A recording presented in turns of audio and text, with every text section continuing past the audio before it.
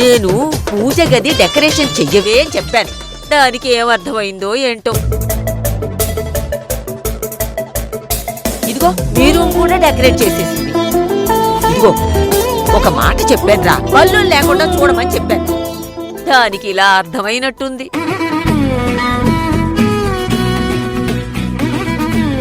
అయినా మీ ఇద్దరు భార్యాభర్తలే కదా, మరి సమస్య ఏంట్రా?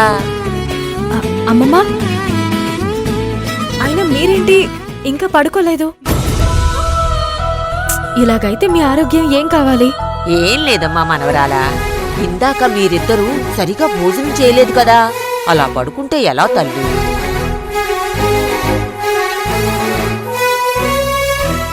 వస్తే మంగళ ఎక్కడున్నావే?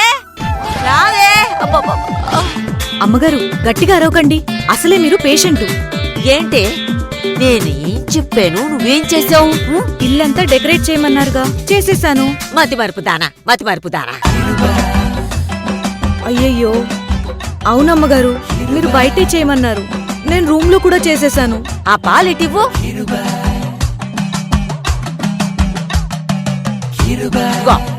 ఇద్దరు ఈ పాలు తాగి పడుకోండి. తీసుకో. పొద్దున్నే భోగి మంటలు, పూజలు అన్నీ ఉన్నాయి. అమ్మమ్మా, నాకిప్పుడు పాలు తాగాలని లేదు.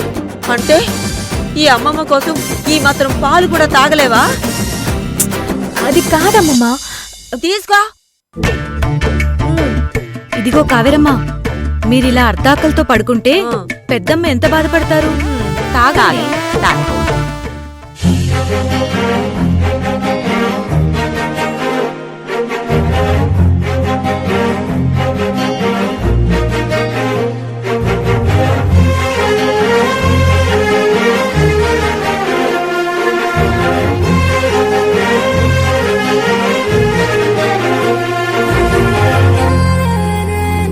అమ్మగారు, ఈ చూర్ణం ఇద్దరికి పాలలో కలిపివ్వండి.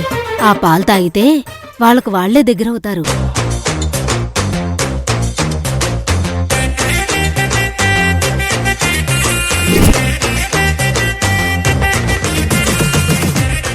అమ్మయ్యా, ఇదిగో మీరిద్దరూ ప్రశాంతంగా పడుకోండి.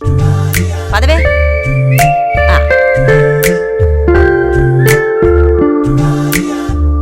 ఆగలేకపోతున్నానే, వేగమందుకో చకచక, ఆపలేక అడుగే సాయే, పాదాలే టకటక. ఓహో